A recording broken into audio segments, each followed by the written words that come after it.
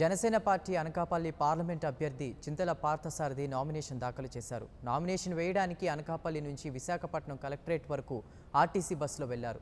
కొత్తూరులో Janasena office నుంచి కార్యకర్తలతో కలిసి ర్యాలీగా బయలుదేరి అనకాపల్లిలోని 4వ రోడ్డు జంక్షన్ దగ్గర ఆర్టీసీ బస్సు ఎక్కారు పార్థసారథి. దీనికి సంబంధించిన మరింత సమాచారం మా ప్రతినిధి ఆశలత అందిస్తారు.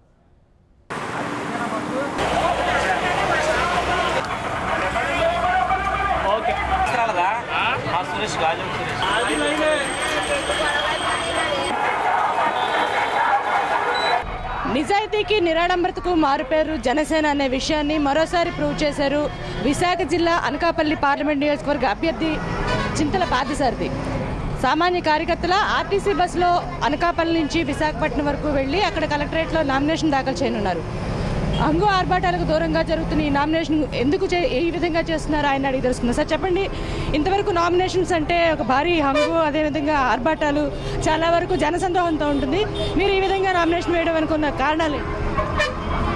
జనసేన పార్టీ స్థాపించిన మా జనసేన అని పవన్ కళ్యాణ్ గారు ఎప్పుడూ చెప్తూ ఉంటారు, నేను ఒక సామాన్య పోస్ట్ మ్యాన్ మనవణ్ణి, ఒక సామాన్య కానిస్టేబుల్ కొడుకుని, మనం ఈ సొసైటీలో మనం ఒక మార్పు తీసుకురావాలి అని చెప్పి అనుకున్నప్పుడు ఎంత సామాన్యుడైనా సరే ప్రయత్నం చిత్తశుద్ధితో చేస్తే మనం ప్రజలు దాన్ని ఖచ్చితంగా ఆశీర్వదిస్తారు. అదే ధైర్యంతో పవన్ కళ్యాణ్ గారు జనసేన పార్టీ స్థాపించారు. జనసేన పార్టీని మిగతా పార్టీలాగా మనం చూసుకున్నట్లయితే వైఎస్ఆర్సీపీ కానివ్వండి, తెలుగుదేశం కానివ్వండి కొన్ని వేల కోట్లతో కూడిన రాజకీయం చేస్తూ ఉన్నారు.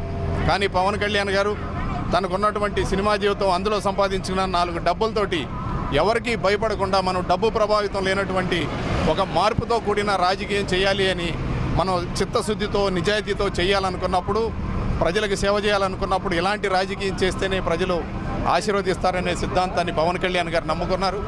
వారి బాటలోనే నేను కూడా మనకి రాజ్యాంగం ఒక ఎంపీ అభ్యర్థిగా ఎంత ఖర్చు అయితే పెడితేనే ఎలక్షన్ చేయడానికి నిర్ణయించారో అదే ఖర్చుతో మనం ఇవాళ అనకాపల్లి పార్లమెంట్ అభ్యర్థిగా నిలబడాలని చెప్పని నేను ఆ సిద్ధాంతం మీద ఇవాళ ఒక సామాన్యుడిలాగా నామినేషన్ వేయడానికి ఆర్టీసీ బస్సులో మా సోదరుడు భాస్కర్రావు గారితో పాటు కలిపి ప్రయాణం చేస్తూ ఉన్నాం. అయితే మీ జన సైనికులంతా మీరు ఈ విధంగా ప్రయాణం చేస్తూ నామినేషన్ వేయడానికి వాళ్ళ ఉద్దేశం ఏంటి? వాళ్ళు ఏమనుకున్నారు సార్?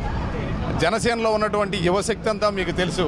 మా యువకులు జన సైనికులు అందరికి కూడాను బైకులు తీయాలి, బైకుల మీద ర్యాలీలు చేయాలి, జెండాలు కట్టుకోవాలి, పవన్ కళ్యాణ్ గారు సీఎం, పవర్ స్టార్ సీఎం అని అరుపులు కేకలు వాళ్ళలో ఉన్న ఉత్సాహాన్ని ఎప్పుడూ ప్రదర్శించాలని చెప్పని అనుకుంటారు. నేను మా జన సైనికులందరికీ ఒకటే చెప్పాను, మనం కొన్ని సిద్ధాంతాల మీద మనం ప్రయాణం చేద్దాం. అలా చేయాలనుకున్నప్పుడు మనం నామినేషన్ వేసి వచ్చిన తర్వాత సామాన్యులాగా సాయంత్రం మనం ఒక బహిరంగ సభ పెట్టుకుందాం. మాతో పాటు పొత్తులో ఉన్నటువంటి బీఎస్పీ నాయకులు, సిపిఎం నాయకులు అందరితో పాటు కలిపి మనం అనకాపల్లి పార్లమెంటరీ నియోజకవర్గంలో ఉన్నటువంటి సమస్యలు, వాటికి మనం జనసేన పార్టీ తరపు నుంచి మనం ఎలాగా మనం చిత్తశుద్ధితో కృషి చేయగలం, వీటన్నిటికీ సంబంధించిన ఒక బహిరంగ సభ మనం అనకాపల్లి పట్టణంలోని ఎగ్జిబిషన్ గ్రౌండ్లో సాయంత్రం 4 గంటలకు పెట్టుకుందాం. మనం అంతేగాని రోడ్ల మీద ర్యాలీలు చేయటం వలన ఉపయోగం ఉండదు. మనం ప్రజల్లోకి మన సిద్ధాంతాలను గట్టిగా తీసుకుని వెళ్దాం, మేనిఫెస్టోని తీసుకెళ్దాం. దానికోసం మనం బహిరంగ సభను ఉపయోగించుకుందాం అని చెప్పినప్పుడు అందరూ అగ్రీ అయ్యారు.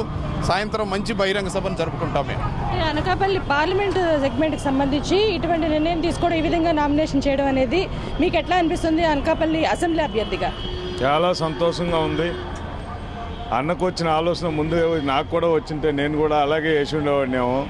కాకపోతే ఆయన మొదటి నుంచి కూడా ఐఆర్ఎస్ చదివి కమిషనర్గా పనిచేసి ఒక క్రమశిక్షణతో ఆయన ఇప్పుడు దాకా ఎదుగుతూ వచ్చారు. కాబట్టి మా పార్టీ అధినేత పవన్ కళ్యాణ్ గారు ఆశయాలకు అనుకూలంగా ఉండాలన్న ఉద్దేశంతో, నాకు కూడా తెలియదు, నేను ఆఫీస్ కాడికి వచ్చినప్పుడు, ఇంటి దగ్గరికి వచ్చినప్పుడు నామినేషన్ కార్లన్నీ ఉన్నాయి, కారులో వెళ్తున్నామని అనుకున్నాను.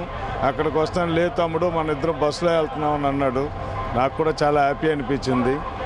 ఇప్పుడు దాకా విశాఖ జిల్లాలో ఈ మాదిరిగా ఏ ఒక్కరు కూడా నామినేషన్ వేసింది లేదు.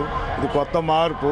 పబ్లిక్ కూడా మా పార్టీ డబ్బు లేని పార్టీ, ఒట్టి కార్యకర్తలు మాత్రమే ఉన్న పార్టీ అన్నది దీని ద్వారా సంకేతం కూడా వెళ్తుందని అనుకుంటున్నాను.